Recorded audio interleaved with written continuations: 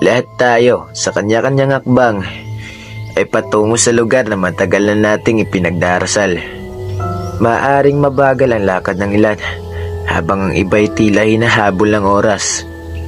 Pero tandaan mo, hindi mahalaga kung gaano ka kabilis, kundi kung gaano katatag ang puso mong maniwala.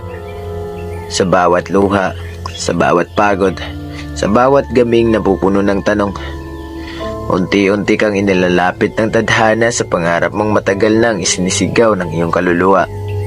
Kaya huwag mong ikumpara ang lakbay mo sa iba. May sarili kang oras, may sarili kang landas, at darating ang araw na mararamdaman mong, ito na yon, nandito na ako. Kaya kapit ka lang, magtiwala ka, dahil ang mga dasal na totoo ay hindi binalik ng langit. Minsan nga lang, dinadaan muna tayo sa daan ng paghuhubog. Hiraya manawari, naway marating mo ang lugar na iyon, ang lugar na minsan pinangarap at ngayon ay magiging tahanan ng iyong tagumpay.